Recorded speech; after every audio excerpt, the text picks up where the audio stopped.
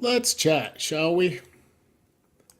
I've got this idea in my mind to talk a little bit about letting go of fear as it relates to music and playing and performing. Even if it's not performing, it's just playing with other folks. For me, it was a really tough one to get past. So I want to talk about it and share with you guys some things I did to make it easier, and make progress where I would have just been stagnant had I not done a few things because I was so fearful. Fear was the overriding emotion that I felt when I was asked to play something. And it's terrible. It shouldn't be that way, but I think that's the case for a lot of folks. And I think sadly what happens is that fear ends up taking over and winning. It becomes a thing that you can't conquer, and it takes over your technique, and it impedes you from doing things that you're able to do in practice. So I want to talk about this stuff.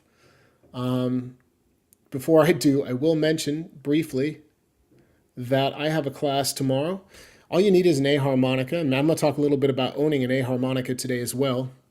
The class is on third position, George Harmonica Smith, Little Kim Wilson, breaking down ideas from some classic tunes, including Telephone Blues, and I'll include notes and we'll record everything. So I'll put the info in the video description, or you can just go to harmonica123.com on the homepage and click that picture of George Harmonica Smith. Why should you own an A harmonica? Because it's great for many things. It's great for playing rhythm and chugging. It's great for first, second, and third position based on where it sits. It's not too high, too low. It's great for blow bending. There's a ton of music played in E, so it's great for second position E. It's just if you don't own an A harmonica, get an A harmonica. If you own a C, which is usually what I would recommend first, A would be the next choice.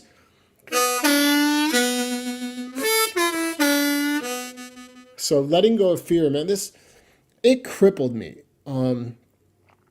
If I had to guess, I would say that the reason this was happening to me early on is because I cared a lot about what I was doing. It felt very personal to me, and I was very emotional. I still am, and it felt like it was too much to put myself out there. It was scary as hell, quite frankly, and I think it's common to feel that way. But here's some things I did along the way that helped me. One was I just straight up took chances. Eventually, I got up the courage to go out and sit in, even though it scared me to death. Each time I did it, it got easier. And I think you have to push yourself and become a little bit more vulnerable and a little more on the spot, so to speak, so that you can see where you're at when the nerves kick in. So I put myself out there a lot.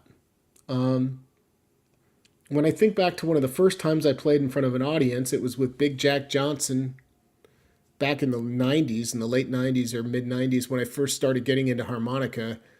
I picked up my first harmonica probably in, I'm going to guess 95 or so, 94, 95 maybe. And I think, big playing with somebody who like a big star like that in front of a room full of people and not being very confident with myself musically and not knowing what I would play, I did one thing right. I remember looking back at it. I did one thing right, and that was I played simply. I just kept my ideas pretty simple and held long notes and warbles. I didn't try to play too many ideas. I just played from my heart. And it's hard. It was really tough for me to do that. In my mind, it was sounding like real nervy and very tense, and that's how I interpreted it in the moment. But after I played a solo and people clapped, I was like, hey, something must be going right. So keeping your ideas simple is another idea. So first one is put yourself out there more often.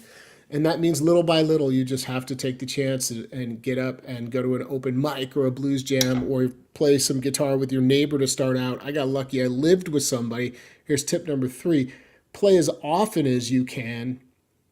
Outside of the experiences of like playing in jams and gigs, play as often as you can with a live musician, which helps calm the nerves. It makes it feel normal to be doing this. And I think in time, the more you do all of these things, the easier it gets. Hey, what's up, everybody tuning in? And so playing from your heart and letting go of that fear, they're really difficult things to manage because one is like, I've got all this. I feel like most people learning the instrument are really attracted to the emotional quality of it. And therefore, they go in with this expectation of being able to pick it up and pour their emotion in and it comes out. But really, it takes time. It takes the technique to funnel the emotion, if you will. And once you've got the technique and you're breathing a little more relaxed, the emotion is interpreted that way. So focusing on breath control, that'd be another tip. And thinking about, this is just from the top of my head, but like thinking about the way your breath relates to your nerves.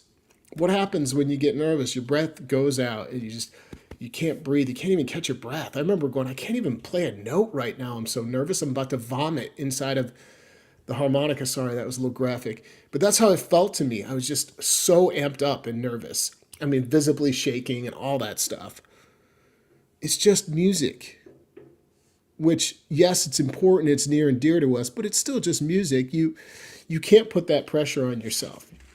You have to take little baby steps and put yourself out there, though. New Year's resolution was to let go of the fear when playing.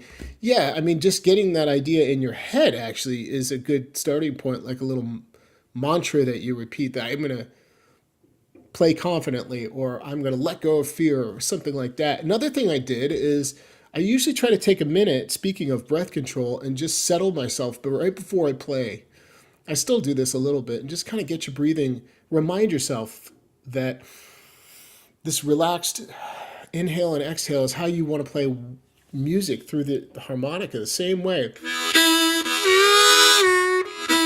The more relaxed and even your breath is, the more the harmonica cooperates, the better it cooperates. So give it time and don't put so many expectations on yourself. This is like, again, that video I did where having a conversation with myself, like if I could talk to myself 20, 25 years ago, what would I say? It's like, stop putting such high expectations on yourself. Let this be fun, like it should be. Those are some of the things that come to mind. I'm curious if anybody here has. Yeah, David says vomit's not good on a harp. It can really stick up the reeds, you guys. I don't encourage you to do that. Hey, Linda, thanks for tuning in. I appreciate that. Let's talk about whiskey.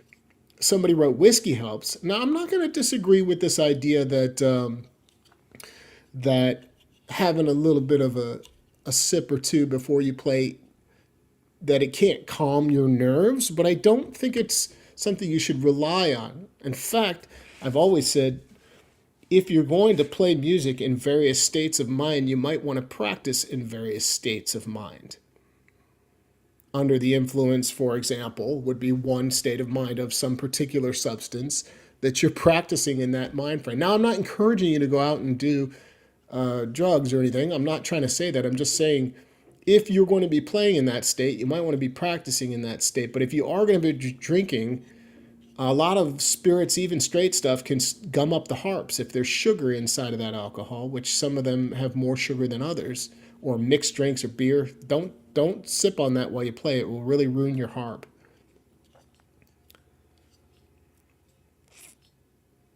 Yeah, it's easy to rush it, right, Perry? Yeah. It's easy to rush. It's easy to get caught up chasing stuff and ahead of yourself. So remind yourself when you're playing, just take a break, take a breath where you're not playing. And even in the solo, stop playing for a moment and just have a moment where where you're not playing. Because I think a lot of people live in this frightened state of mind where we just feel like we have to keep eating the corn on the cob, so to speak. We're just constantly, it looks like somebody's eating corn on the cob or a typewriter moving or something. You don't have to play. In fact, when you don't play, you're creating that great space that you need in the music for phrasing. Keep it simple, though. That's my biggest tip: is relax. Let yourself keep your ideas simple and play those long notes to calm yourself.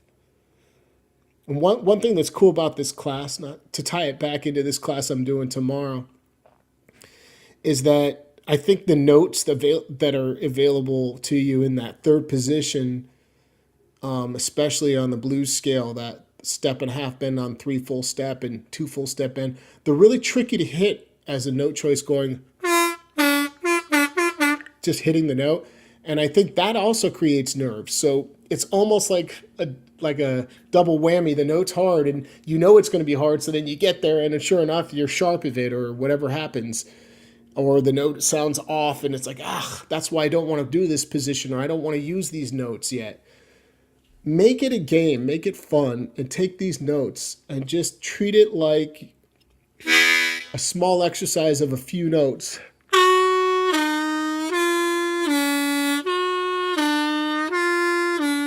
That's an exercise you can practice going 3 full step bend, 2 draw half step bend, 3 step and a half bend, all the way down to 2 draw full step bend. It's not a race. You can go slowly. It kind of has that kind of British police car sound or something like that. It's got that kind of cool tone to it.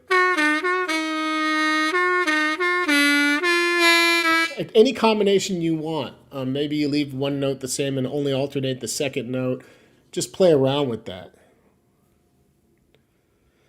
Yeah. Isn't it true the old blues musicians used to soak their harps in whiskey to expand the wood? Yes, and keep the holes tight. It's not hearsay. They really did do that. But it also destroyed the harps, and the wood comb harmonicas will split. I know this. I've dropped an entire beer in my harmonica case before at a gig many, many years ago. Oh, I was so mad. It fell from the PA speaker way up here right into my case of harps. I had one of those, flat, small cases and soaked all of my harps. Now, if I had thought about it then, I would have immediately gone to the bathroom and rinsed them all out one by one, outside and inside with water, and that would have helped. But no, you don't want to do that anymore. You don't need to soak them. They're made pretty well.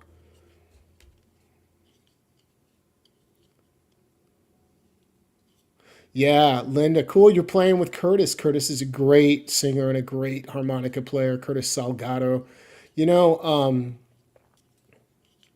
when you say that you play in his basement all the time and you kill it, but in front of people you don't know, you're nervous. Your nerves get you.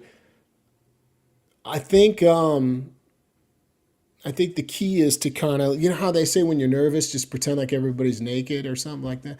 Well, pretend like Curtis is everybody in the audience next time you're playing, or if you're in front of people, just picture Curtis everywhere, smiling at you, giving you the nod and the thumbs up. Find a way to get past that. It's just more time in and more experience doing that over and over again.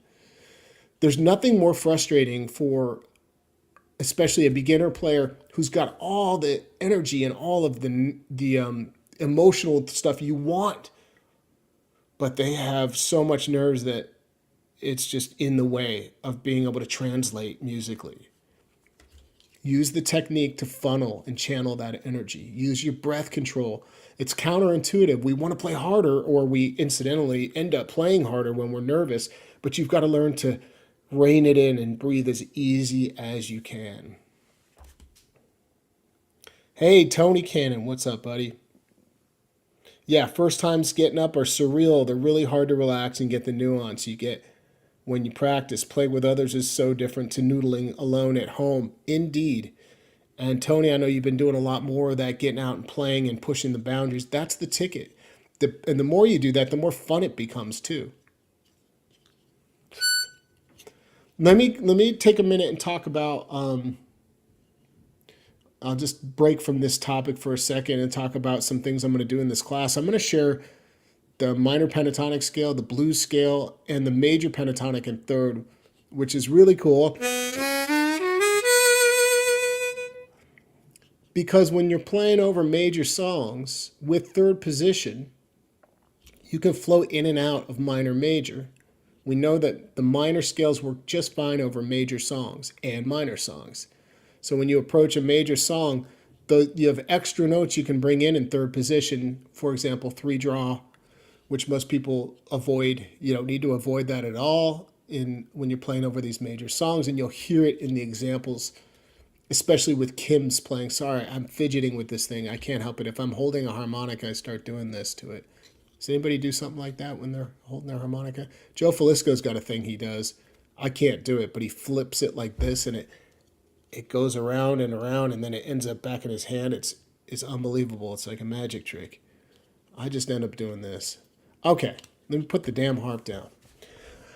So I'm going to teach you these scales, review them, and play them, and have them in the class notes. But then I just want to dissect a lot of the introductions and some of the solo stuff going on, because if you learn these songs like Telephone Blues, it gives you the roadmap.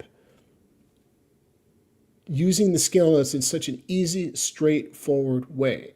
And it gives you this roadmap to follow to bring these ideas into whatever you want. Whatever you want. Hey, what's up, Hank? Good to see you, man. I was just on Instagram and I was playing against this little track. It's in the key of B major, which is perfect for third position on an A harmonica. And here's a cool thing. In the process of working on this class, I came up with an entirely new class. And in about 15 to 20 minutes, I had all of my ideas out. It was like a creative brainstorming dump of ideas. And the idea is, and it just came to me, all these ideas kept coming, is to present more of that front porch style blues harp playing, but in third position. What would you do to create that with not having this available chord? Because that's what second position lives off of, that chord,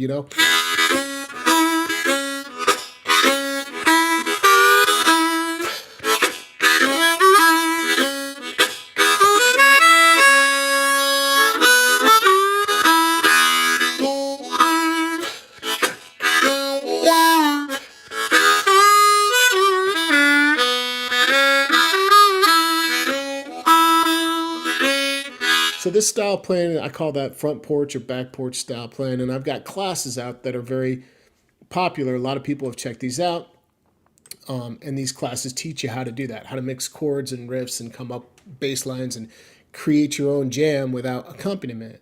And in third position, it's a little less intuitive. So when this stuff came to me, I thought this is going to be an amazing class. And it came because I was so hyper-focused on third position for this upcoming George Smith class. One of the things in that class that I can share with you is kind of understanding that the bass lines and the horn lines that we hear that work so well off of third position are coming from the chord tones, the notes that make up the chords we're playing against. And it really requires so much less effort. You can turn your brain off when you become familiar with these notes by chord and you understand where they are. And I've been talking about this a little bit inadvertently in the last few videos. That's the one. The 4 chord, like cross harp. Back to the 1. And then on the 5 chord, you got to get creative.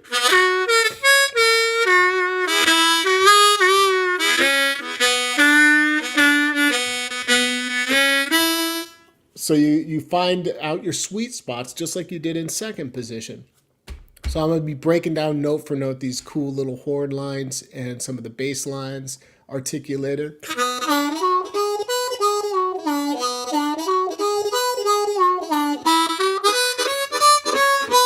It's pretty cool. You can walk this stuff, same notes, same exact notes, almost. I might be tweaking one note, but it becomes just a joy to be able to pick up the instrument without a backing track, without a guitarist or somebody, and just be able to emote, but in some sort of structure that you can follow and get, because when you have the structure, it's counterintuitive. When you put in a little structure, you can break free and actually be super creative and come up with new ideas, breaking the structure in a way even though you're really following it, you're using it as a template, but you end up finding these new ideas.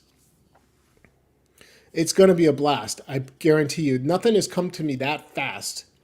Like an entire class, just all these ideas, and I recorded them when it was happening. I just one after the other. I think I'm up to like 7 or 8 ideas for the class, which should be plenty to choose. Plenty to chew on or work on.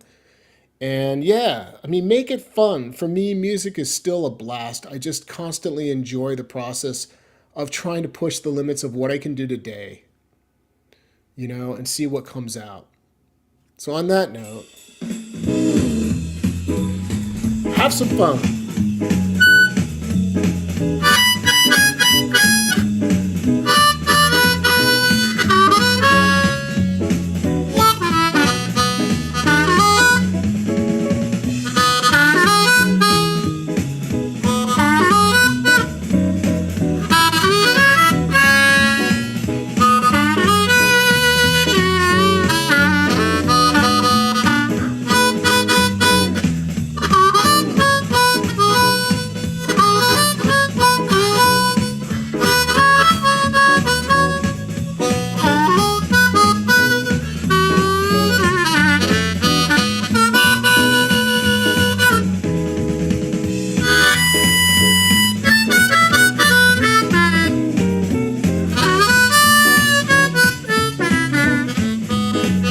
And I realize I've been talking about third position constantly in these videos preparing for this class, but I feel like I gotta put more than one video out demoing and talking about this stuff so that if somebody doesn't catch one, they catch another video, or if you've caught them all, you start to see that this stuff is just way too much fun to ignore, and it's prevalent in everything. All right? Mad, I've never tried to beatbox through my harp, really. It's not my thing, but I think it's really cool, those that can do it.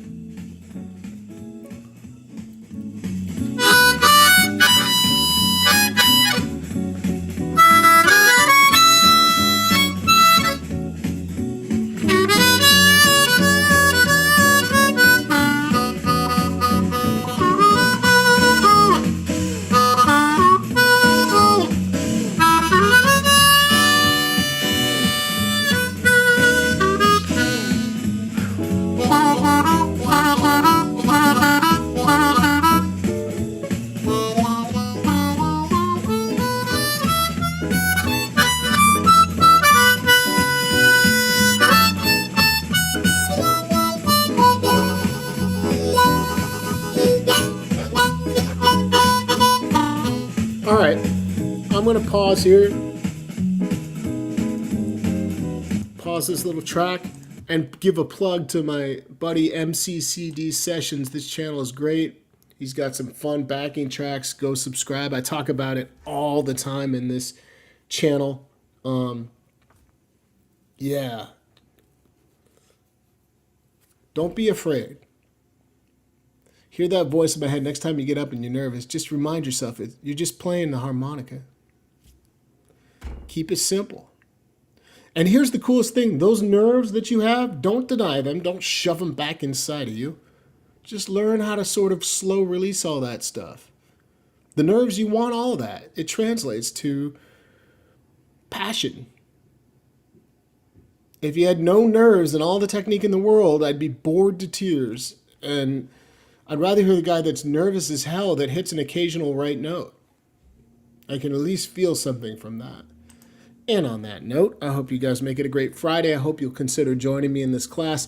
If you go to harmonica123.com, you'll see the details on the homepage. I get started tomorrow at 11 a.m. Central. That's 12 p.m. Eastern, 9 a.m. Pacific, 10 a.m. Mountain, and I believe 4 p.m.